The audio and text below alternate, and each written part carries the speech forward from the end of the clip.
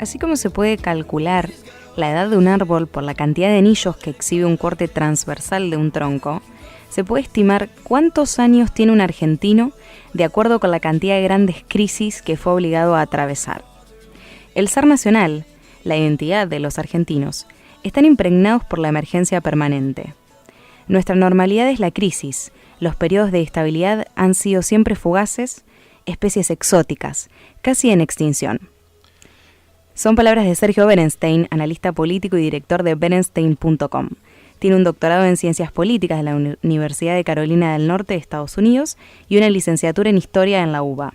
Ha sido asesor de organizaciones internacionales como la Corporación Andina de Fomento, el Banco Interamericano de Desarrollo, el Fondo Monetario Internacional, el Programa de las Naciones Unidas para el Desarrollo y el Banco Mundial. Y por supuesto es frecuentemente consultado por los principales medios de comunicación como nosotros hoy. Gracias por la comunicación, Sergio. Encantado, que estamos. Buenos días. Buenos días.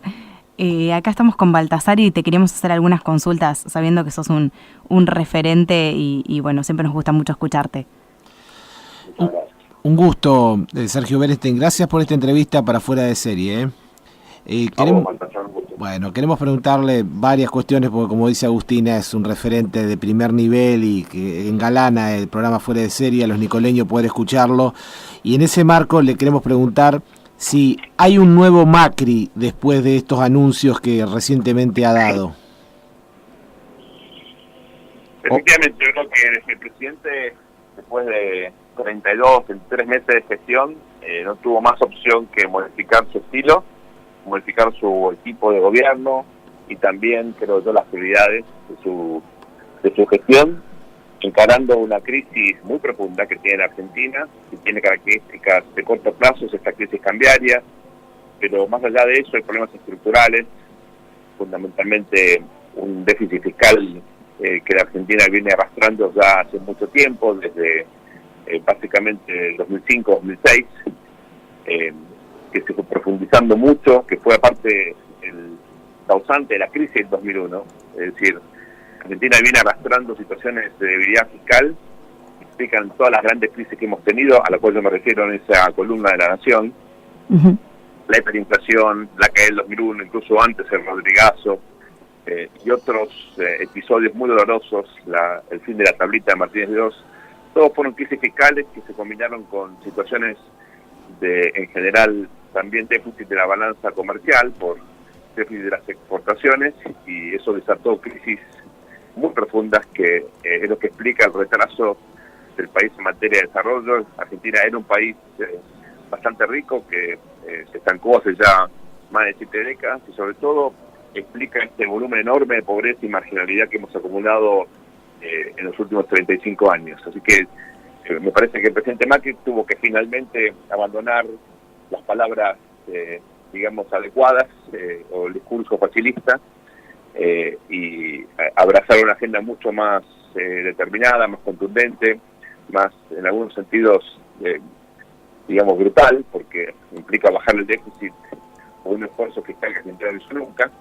Pero me parece que más vale tarde que nunca, ¿no? Veremos cuál es el impacto político, social, económico de estas decisiones, pero lo anterior era ya imposible seguir postergando, el gradualismo había fracasado y el presidente Macri tardó mucho en reconocer este fracaso.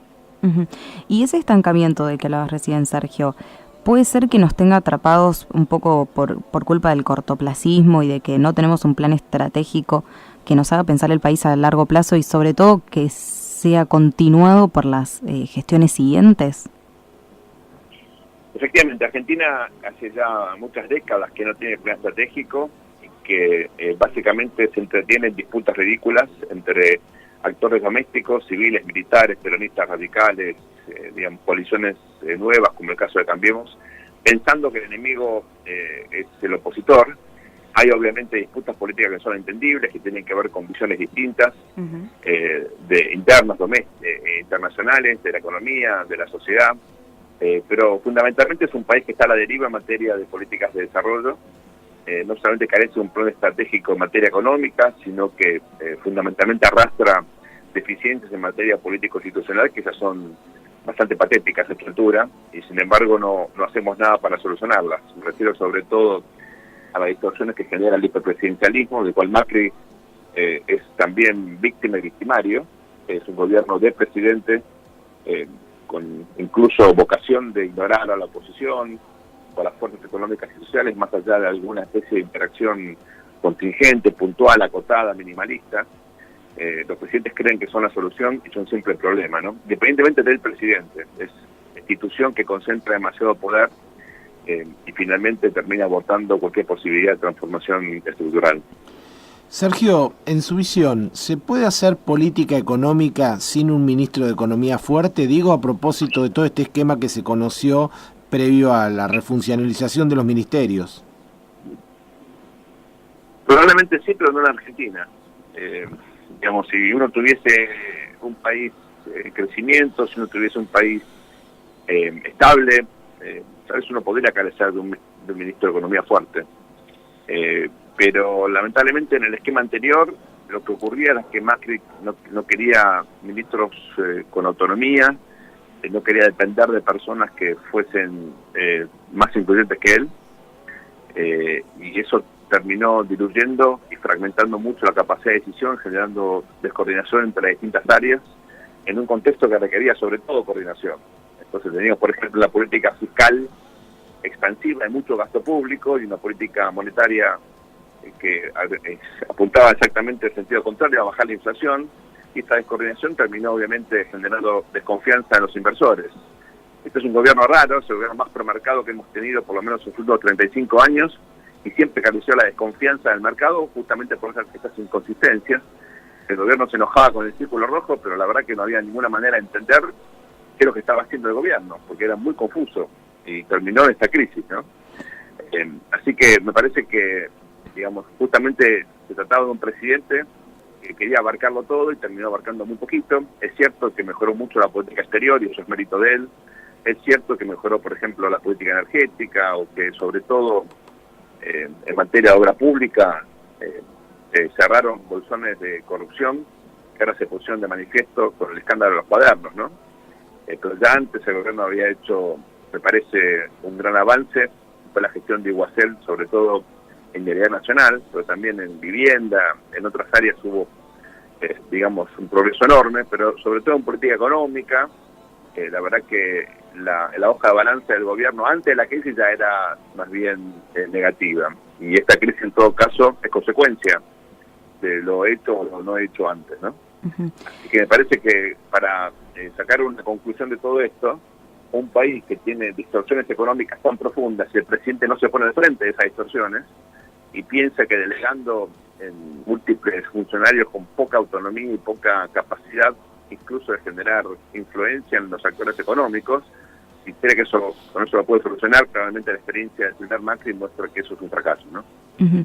Bueno, eso en cuanto un poco a Macri, pero ¿y la oposición por qué está tan calmada? ¿Es parte de una estrategia política? ¿Todavía no vimos la mitad de la historia? Y mire, hay un sector de oposición que quiere voltear al gobierno, es muy evidente, ¿no? Los sectores más de izquierda, el sector del kirchnerismo duro, que es lo que pasó en diciembre frente del Congreso con un debate sobre el cálculo de la fórmula de autorización jubilatoria. Digamos, hay una oposición muy obstruccionista y que claramente, sobre todo en el contexto del escándalo de los cuadernos, está buscando desestabilizar al gobierno. Uh-huh.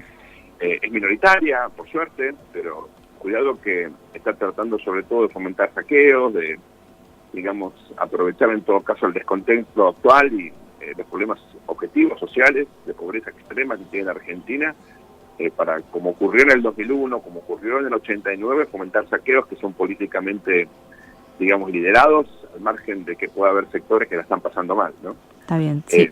Ahora, es cierto que hay una mayoría, por suerte, ¿no?, de gobernadores, intendentes, legisladores, senadores, que entienden que acá hay una situación de gobernabilidad, entienden que la Argentina está en riesgos, lamentablemente, de padecer una crisis más profunda aún de la que ya tenemos, y es por eso que me parece que están mostrando responsabilidad, están mostrando moderación y vocación cooperativa para que el gobierno pueda navegar esta situación sin mayores problemas, todo lo contrario.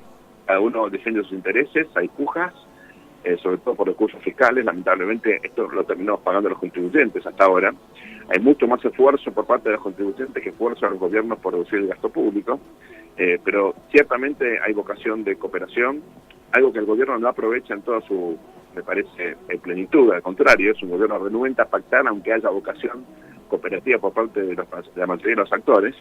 Pero me parece que a pesar de todo eso, la vocación de diálogo y de concertación está. Si no es este gobierno, algún otro en el futuro seguramente lo va a aprovechar. Uh-huh. Sergio, en su consultora hacen muchos análisis. De los últimos informes, ¿cuál considera que han sido los datos más reveladores? O si apareció algo que le llamara la atención.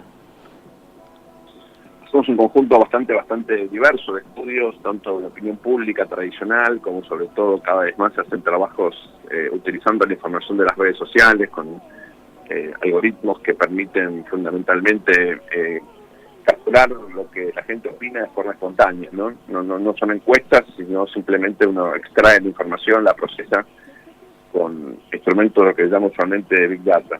Entonces, básicamente yo diría hay dos rasgos, algunos que confirman hipótesis y otro que de alguna manera rompe un poquitito tal vez la tendencia que predomina actualmente en la opinión pública, ¿no? Lo que confirma es que naturalmente en la economía predominan las preocupaciones de la gente, hay mucha incertidumbre, mucha desilusión, mal humor, miedo a perder el trabajo, miedo a que no alcance la plata, sobre todo en sectores medios y medios bajos. El gobierno subsidia a muchos pobres, por suerte, me parece que es una política correcta, pero hay sectores de clase media y media baja, muchos de los cuales votaron por Macri, que están claramente enojados, ¿no? Uh-huh. Veremos si se reacomoda esto más adelante, si de aquí, sobre todo a marzo, abril del año próximo, cuando reaccione el campo, cuando reaccione la industria. Ustedes están en una ciudad que tiene mucho contacto fundamentalmente con el corazón agroindustrial, sí, y también tiene una industria muy significativa. Ustedes saben que con este tipo de cambio hay sectores que van a revivir, que estaban lamentablemente muy castigados, ¿no? Entonces yo creo que, esta preocupación por la economía hoy predomina y es claramente lo que los argentinos hablan, del 80% de lo que hagan tiene que ver con esto, ¿no? Ahora, a pesar de esto, y a pesar de que el gobierno es percibido como ineficaz, inepto en materia económica hasta ahora, de todas formas Macri sigue siendo un político, bastante competitivo, con un piso de imagen positiva relativamente alto para la crisis que estamos teniendo, sobre todo en términos relativos con otros dirigentes, y más aún, Cambiemos, tiene todavía una inserción electoral bastante significativa en el interior del país y también en la provincia de Buenos Aires, tal vez no tanto en el Gran Buenos Aires, donde está sufriendo un desgaste como consecuencia de la crisis, pero en la ciudad de Buenos Aires, en el interior, el apoyo a Cambiemos es muy importante todavía. Hay más de un tercio de la población que sigue teniendo respaldo fuerte, y eso no es menor en medio de esta crisis, sobre todo porque ni el kirchnerismo ni el peronismo, de los gobernadores, moderado, regional, federal, tienen umbrales similares de apoyo, ¿no? Uh-huh. Así que lo primero es obvio, lo segundo no tanto, y me parece que son los datos que tal vez pueden aportar un poquitito a la comprensión de este momento tan difuso, tan complejo, y en algún sentido tan contradictorio. Está bien, Sergio, en un contexto un poco más amplio. Estamos a un mes de las elecciones presidenciales en Brasil. ¿Cuál podría ser el impacto de ese resultado, sabiendo que ellos son nuestro principal socio comercial? ¿Podría Macri además seguir peleando un poco el liderazgo del bloque Mercosur? Esperemos el resultado de las elecciones para ver qué pasa con Brasil, qué pasa con el Mercosur. Obviamente es el país más importante del continente, al margen de ser nuestro principal socio comercial, y uno de los temas que explica la decadencia de la Argentina o los problemas de crecimiento de los últimos tiempos es que Brasil viene arrastrando una crisis justamente por su problema de populismo desde el 2014 en adelante, ¿no? Un poquito antes. Entonces, eso también explica por qué Argentina no creció mejor y más, ¿no? Ahora, depende de quién gane y cómo gane, veremos qué pasa en Brasil, hasta qué punto el nuevo presidente va a tener apoyo suficiente como para reinventar Mercosur. El Mercosur como área, comercial, ha llegado, creo, a un límite, hay que reinventarlo. Fue un exitoso instrumento político, invento político, sobre todo para eliminar cualquier chance de confrontación bélica entre Argentina y Brasil. Para eso fue creado. Fue un invento de Alfonsín y de Tancredo Neves, pero nunca fue un área comercialmente exitosa, fue más bien una estrategia proteccionista, más que un área que permitiera a la región insertarse más y mejor en el comercio internacional. Así que yo creo que eso hay que repensarlo con tiempo y con, naturalmente, paciencia. Hay que hacer bien las cosas. Hicimos una unión aduanera que es como casarse sin noviazgo, ¿no?